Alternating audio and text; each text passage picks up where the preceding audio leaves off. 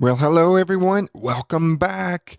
It's a pleasure having you here with me on the Tim Laskis Show, and this is episode 37. And before I get into today's guest, I just want to give you some big news that I've come up with a name for all of the listeners for this entire group that we have here.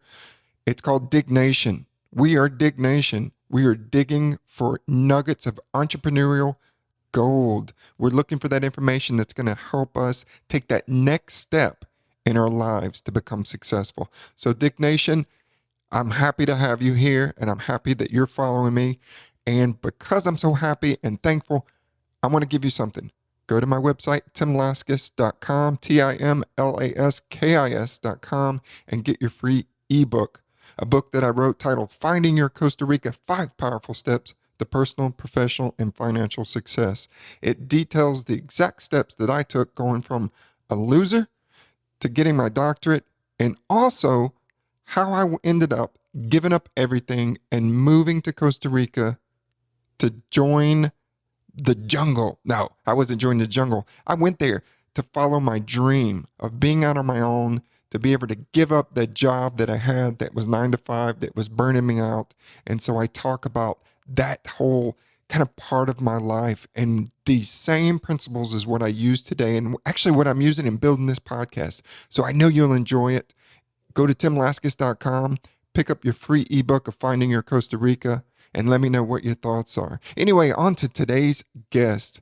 My guest today, his name is Gleb Tsipursky. It's a difficult name to pronounce, but Tsipursky.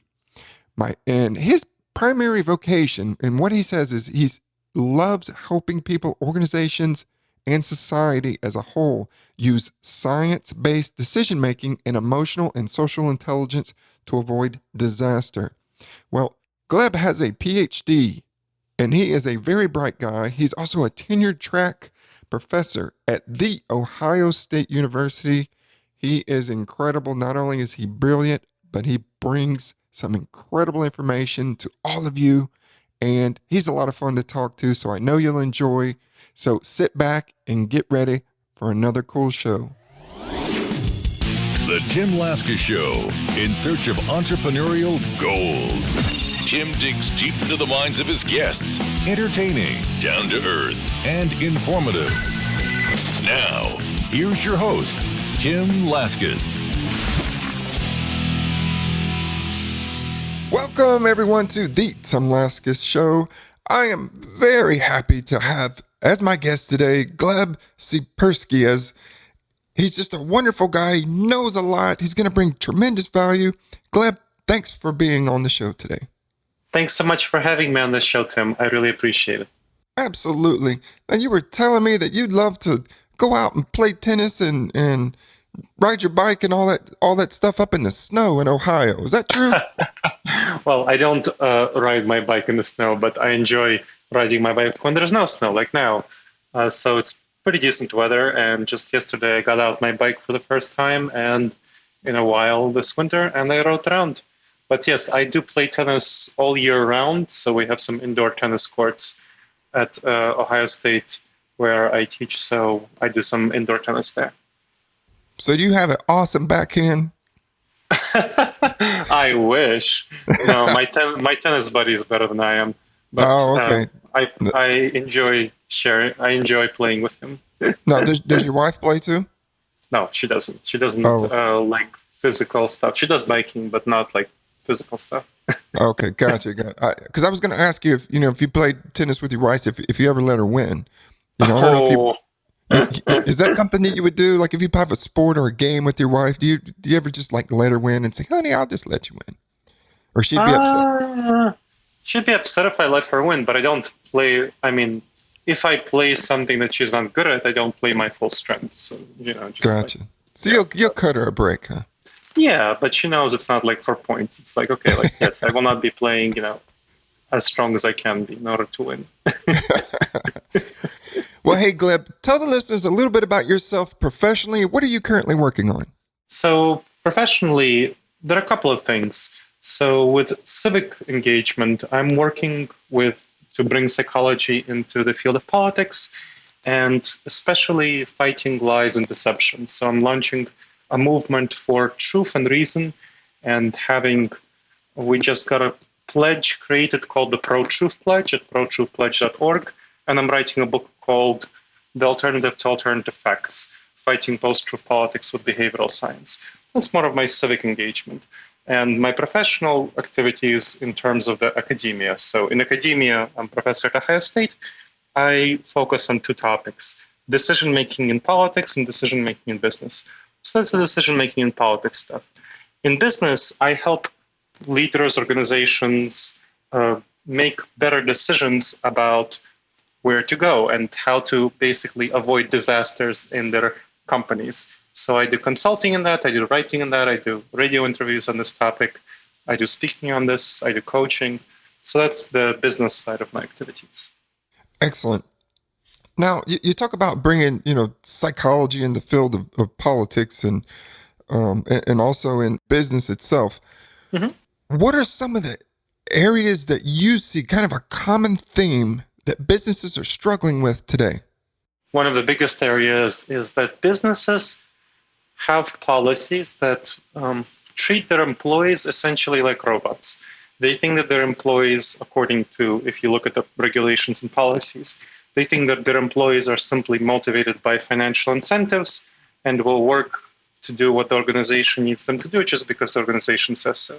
And that's simply not the way human beings work. Businesses are working on a classical economic human perspective, which perceives that humans are just rational beings who are motivated by money. And that's not the case at all. People are motivated by so many other things, and businesses are losing huge amounts of money because they're trying to approach people thinking that people are robots, essentially. And that's the biggest problem. So are they coming to you, Gleb, and saying, our morale is just so low and we don't understand why? And then you start digging deeper and you find out, well, the morale is so low because you treat them like a bunch of idiot robots trying to throw money at them. Is that how it kind of comes around? That's how it comes around, kind of from a framework, broad perspective. Usually businesses don't bring me in because morale is low. Usually they bring me in because they are trying to do something and employees are not interested in doing it. For example, I'm working right now with a client with an engineering consulting firm. This is not software engineering. This is hard engineering, welding, and so on, technical sciences. Now, the firm has about 150 engineers and 50 other staff, including marketing and so on. And the firm focuses on consulting. So they need to get business. They don't actually produce stuff. They help other firms fix their problems with engineers. Now, this firm wants to get its engineers to do marketing for the firm and to have good customer service for clients. Both of these are important. I mean, it's kind of losing business. It was losing business. It didn't have enough people, so it wanted its employees, its engineers, to go out and do conference presentations and write papers and so on. And it also wanted them to give high customer service to existing clients. So it's customer acquisition, customer retention. Now, unfortunately, the engineers weren't doing very well with either. And the firm was providing them with training. It said, here's how you go and do marketing, here's how you do customer service, and that didn't really impact them. So HR people and the leaders of the firm had this image of the engineers as kind of lazy and incompetent. And they brought me in to kind of motivate them to see, how can you get these lazy people to do what you want them to do? And that's not the situation at all that I found. I found that engineers were simply not emotionally engaged with doing marketing or customer service. Engineers tend to be introverted. They don't enjoy engaging with customer service, and they much prefer to work on their technical tasks. And they also don't like to brag about themselves. They don't like to do that. They want to solve problems, and that's not an issue that was a problem for them. So, and their incentive structure was set up in such a way that they were billed per hour, and they didn't have specific incentives to do something different. So I came in there and I worked to change the incentive structure in such a way. I made it team-based. So the incentive structure they were evaluated in teams, and each team was evaluated by how well they did marketing and how well they did customer service. And the bonuses were tied to these things, not to how much time they spent on the project. And because engineers, now their bonuses were tied to this, and also because they were in teams, and emotionally speaking, social status and reputation among fellow engineers are crucial to the motivations of people. So social status and reputation. You get those two things going together with financial motivation, and that got people going. That the engineers next year after I did the intervention, their marketing, the number of papers they published increased by something like 23%, and the customer satisfaction increased by 27%. Well, that's an interesting study because when you were talking about having engineers and understanding their personality, my brother's an engineer. There you go. So I understand, how engineers are wired. They have a particular personality style. And many times, like you had mentioned, they're introverts. They're not outgoing. Mm-hmm. They're often in their own worlds, thinking about solving problems and putting things together. And so they're not really tuned into other people. So having them, other engineers, become their salespeople just seemed like a mismatch to me. It's like they're trying to get them to develop a skill set that they just don't have. It almost seemed easier to go get a salesperson who that's their background in sales and teach them engineering so that they can make the sale. Yeah, I hear what you're saying.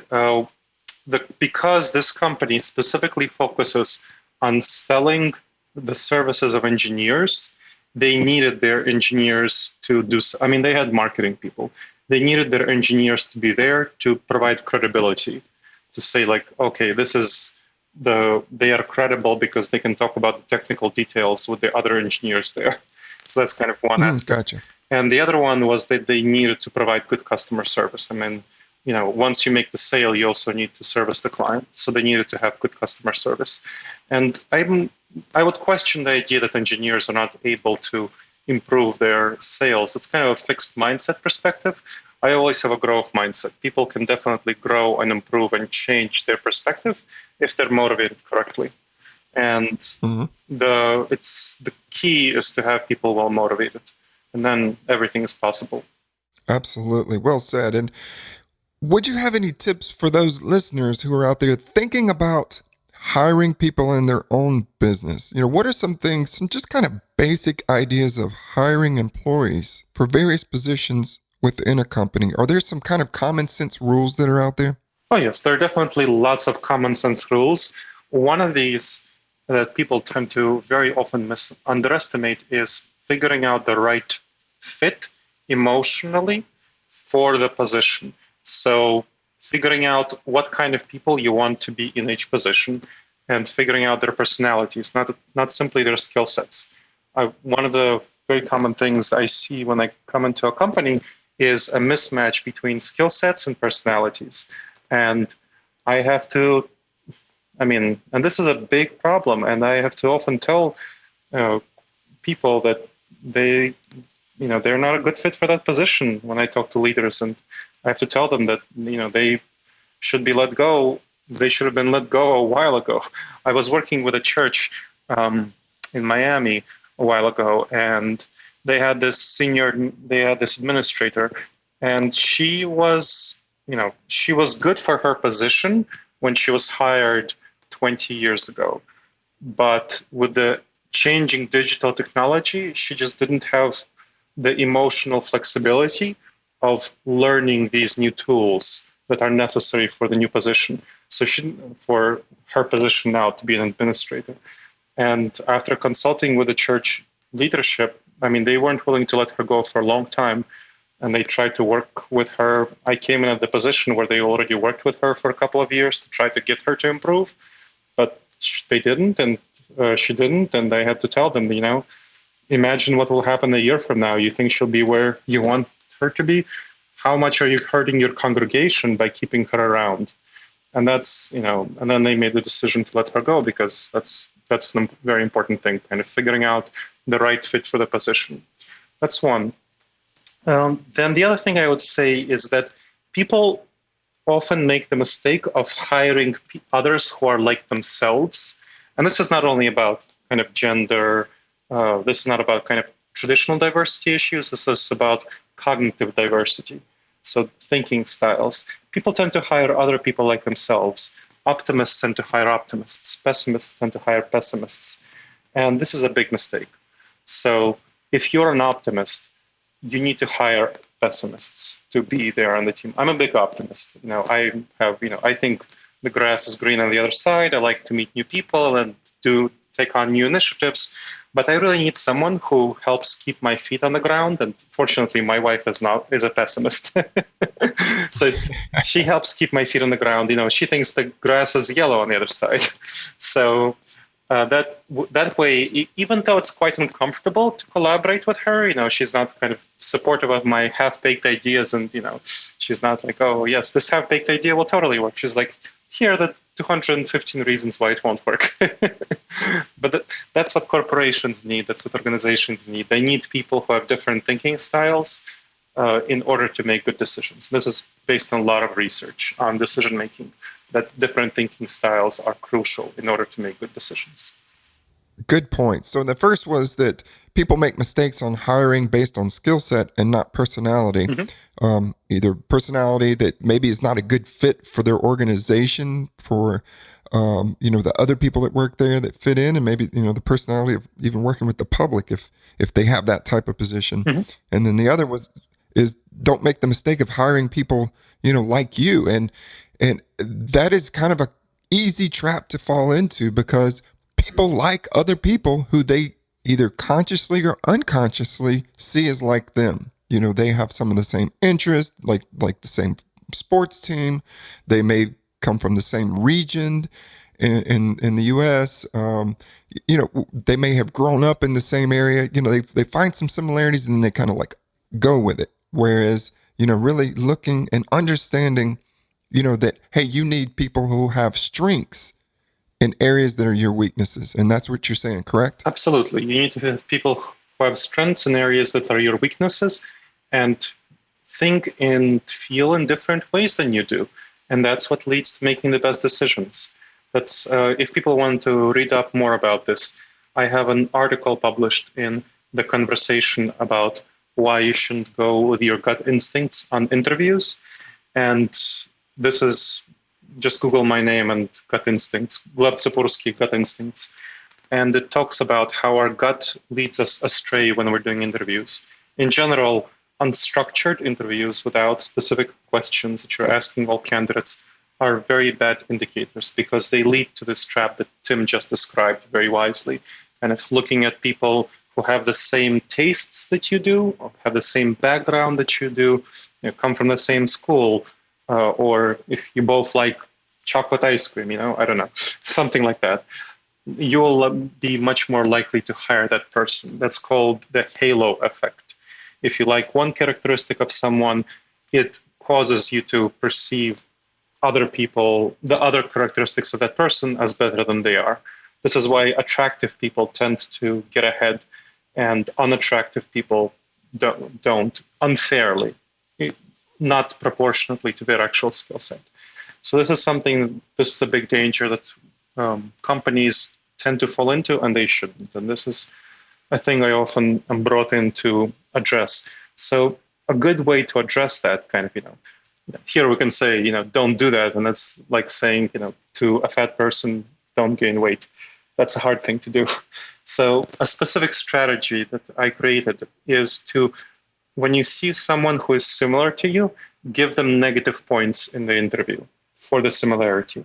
Knowing that you'll intuitively give them positive points in other areas where they don't deserve it, give them negative points for similarity.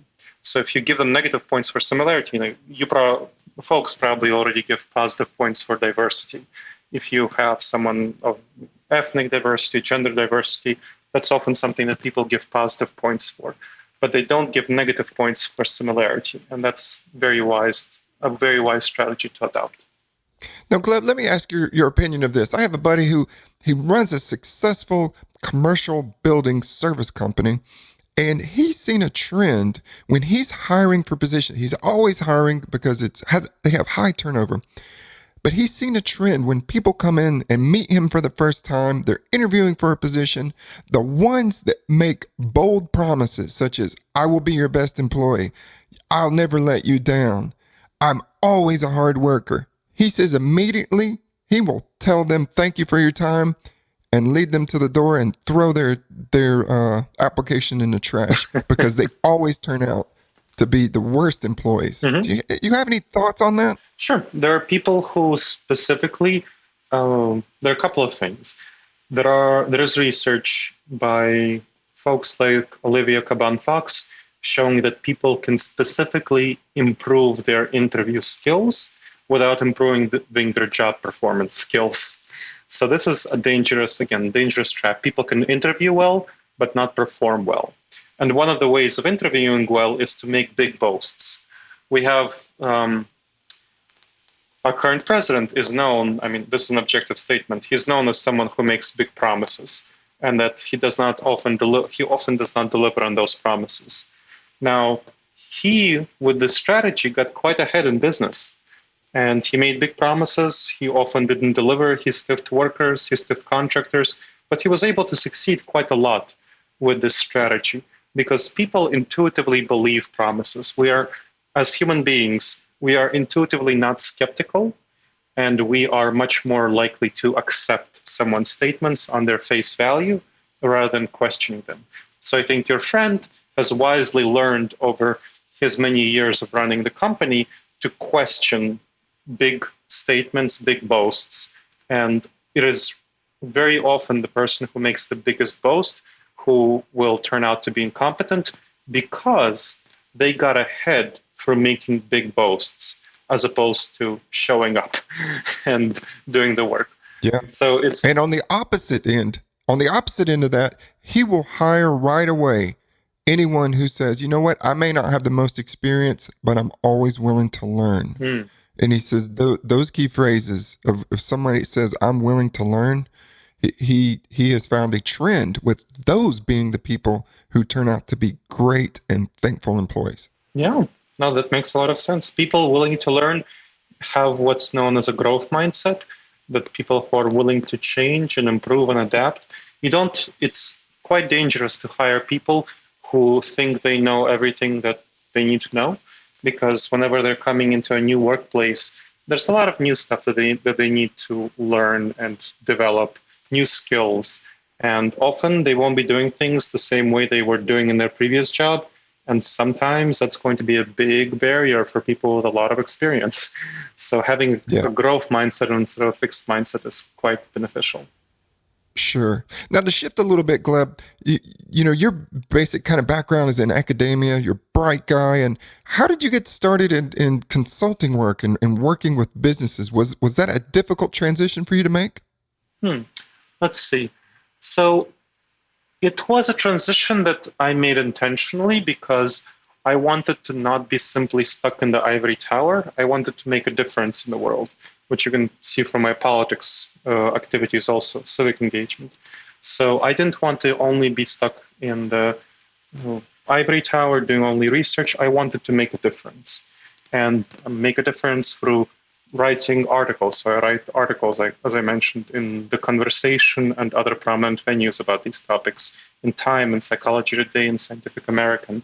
I go on radio shows like this one, and I go on video casts, and I go on TV, and so on.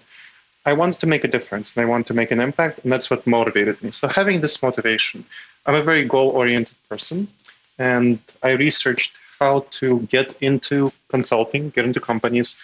I started joining associations such as the Organizational Development Network and the National Speakers Association, and learning. So I had to have a growth mindset. I had to learn a lot of new skills because, Tim, you and I know that being in academia is really different from being in consulting and business. So for sure, I had to learn a whole lot of new skills, and probably the most important thing for me was making sure to be humble and not presumptuous. Just because I'm a professor, I know everything. That's a really bad attitude. I never had that, but I know a lot of people who make that mistake.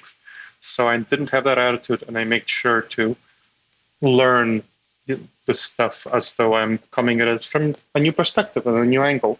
And people were quite interested in the topic, so I did a number of presentations, and then I was brought in as a consultant to a number of places.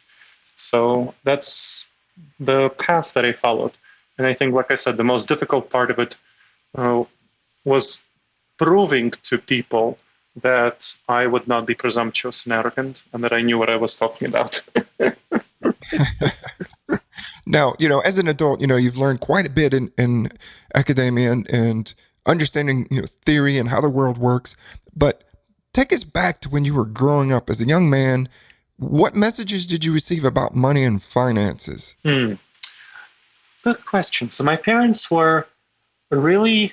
I immigrated to the United States when I was 10 with my parents. My parents immigrated from the former Soviet Union, the Republic of Moldova. And I grew up as a poor immigrant. My parents, my mother washed people's houses. My dad delivered bread. He worked in a bread truck. So I came from a background of poverty, and my parents were always very concerned about my ability and capacity to make money, and they were always pushing that. And I had somewhat of a negative reaction to their focus on material goods. I oriented toward intellectual stuff, toward academia. So my approach to money was not really informed in a positive way by my parents. It was more like I rejected their materialistic approach to life, and I focused more on intellectual, civic activism, spreading ideas, helping people make good decisions. So that's my background. I was always frustrated when I observed people making bad decisions in business and politics. If we look at back 10 years ago, Netflix approached Blockbuster and said, "Hey, do you want to partner with us to take this, video rental business online?" And Blockbuster was like, "No, online won't do anything much. We are the big guys. We have all the stores everywhere." And now we can look back and see how Blockbuster is bankrupt, and they weren't really forward looking, and they made a really bad decision. And that's what I want to help businesses avoid. In fact, let's not even speak of 2008, the fiscal crisis, where so many people made bad decisions by buying homes in 2006 and 2007, and they were underwater in 2008. And I want to help people avoid those decisions. That's why I created a tip sheet on avoiding disastrous decisions. And to anyone who emails me at gleb@intentionalinsights.org and tells me that they heard me on the Tim Laskus show, I will send them a free copy of the tip sheet, so you won't have to pay for it. So again, that's gleb@intentionalinsights.org. Whether you're an individual or a leader of an organization, entrepreneurs, entrepreneur, this is a good thing for you to have. And my goal is to help you avoid bad decisions. Sure. Thank you for that resource for the listeners. And Gleb, let me ask you, your focus is on helping so many other people in the world, and from business to, I'm sure you're working with students at the college and in politics. But who helps you when you're stressed out and, you're kind of in a moment of, I just want to pull my hair out. What do you do to relax, and who helps you? The main person who helps me is my wife, Agnes Vishnevkin, who is the co-founder of the nonprofit Intentional Insights, which is the venue for popularizing all this research. So she has an MBA in nonprofit management, and so she knows how to run the back end of a nonprofit. And so I'm more of the front end of the nonprofit, and I do the content creation and so on. Now, she helps me. She knows quite a bit about psychology and all the stuff. She knows how to guide me. She's very empathetic. She's a really good listener. And so she's my sort of business coach. And that's... How does she know when you're stressed out? What does she see? She sees me being fatigued. So she sees me being down and having quite a bit of low energy. And she encourages me to take time off, to rest, relax, and not do as much work as I typically do. I can get into a workaholic mode and just keep working and working and working, and it's not healthy for me. So she strongly encourages me to take time off and take restorative time. So that's one person. Another person is, a few people are my close friends. And so I hang out with them, I talk with them one-on-one, and they help me be more centered and have fun and enjoy myself and relax, and also remind me to take time off and restore myself because they know how much of a workaholic I can be. Well, as you're telling this story, Gleb, of having your wife and your friends and your support network, it made me think of, for the listeners, be sure to surround yourself by people who can pick you up and who lift you up and bring positivity into your life. It sounds like, Gleb, that you have people who are there when once they initially see that something's going on with you, that they kind of jump in and they help you get back on your feet. Mm-hmm. And we all need that. So many people out there, they don't have that support system, that network. And so I think that's an awesome kind of tip and strategy for all of us, is to build your network of support around you. Those people are going to help you when you're down. And Gleb, it sounds like you've got that kind of whole task kind of taken care of. Oh, yes. I mean, I know the value of a support network to help me maintain myself and be stable. I know that it is crucial, it is fundamentally important, and I want to make sure that I have one. I deliberately cultivate one. I also make sure to surround me with people who I want to be like, because of the phenomenon of network effects, a psychological phenomenon where people who you're close to are the ones who influence you to be like themselves. So I try to make sure that the people I am close to are going to be people who I want to be like. And so that's another aspect of my social network cultivation. So it's a very deliberate effort to cultivate a good network as opposed to kind of random people who I still remember from high school. So if you have a bunch of bums and losers around you, you better kick them to the curb and get a new friendship set of people. That's what you're saying, Totally. right? Yes. I mean, absolutely. That is absolutely what I'm saying. Well, it sounds harsh, but it's true. Yeah. I mean, if you want to have the life you want to have, that's what you got to do. You don't want to keep around with people. I mean, this is why people, when they're in bad situations, when they come out of recovery, one of the fundamental things that's recommended for them is to find different friends. And I don't think you need to be in that bad place to find different friends. I think you need to evaluate your social circle. And especially for entrepreneurs who are trying to start new businesses or running new businesses, it can be so hard. And you don't want people around you who are going to be bringing you down. You don't want people who are going to be saddling you with their problems. You want people who are going to be supportive for you and who you can be appropriately supportive for. But if you have bums and losers around you, that's not a social circle you want to keep. Yes, well said. Get rid of those bums and losers. Hey, but moving right along, what would you say, Gleb, since you've started working with businesses and helping people outside of academia, what's been your most fulfilling moment? So I guess it's hard to find one fulfilling moment. There are several. So, for example, I gave a presentation to over 100 nonprofit leaders a couple of weeks ago. And then I got an unsolicited email from one of them saying, on decision making, and I got an unsolicited email from one of them saying, wow, this was a wonderful presentation. I will never look at decision making in the same way again. I will institute this with all of my board members and staff, the things I talked about. And that was great. It's kind of to get this sort of unsolicited response and see the kind of impact that people gained from just one presentation, that it really changed her thinking about such a fundamental thing as decision making, and that she will really approach it differently from then on. That was really powerful. So I think that was something that strikes me from recent memory. If I go back, there was one time when actually, I can go to the example of the engineering consulting firm. One of the things that I was helping them with was individual engineers kind of helping revise their planning, their performance plans. And one of the engineers had a real problem saying no to people. He was a real expert in the organization, but he wasn't getting nearly as far ahead and advancing because he kept accepting requests from other people and helping them out and not doing the things that would cause him to advance in his career to get to the next level. So working with him individually and helping customize a plan for him that involved figuring out why he was not saying no, even though he knew he should say no, and why that was happening, kind of what are his emotional motivations that caused him to do that. That was very fulfilling because I can see the individual impact that my activities had.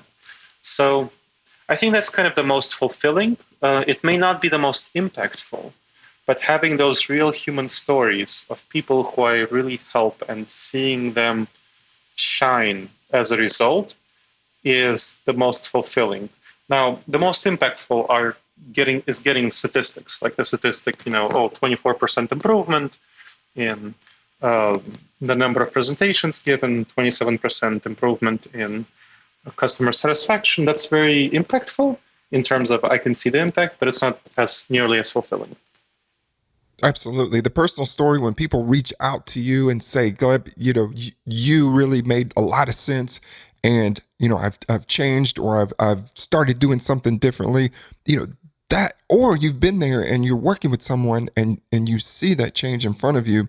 Either one of those two is just, you can't put a price on that. And it makes your work so worthwhile. And you go, aha, this is why I'm doing this. And so it just makes you feel fulfilled in the work that you're doing.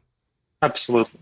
Absolutely. So that's awesome, Gleb. Well, let me tell you, we are at the end of the show, but you have been a fantastic guest. Thank you for sharing your knowledge, your insight, and all of those tips. But before we go, Gleb, tell the listeners where they can find you online and they can read some of your articles. Sure.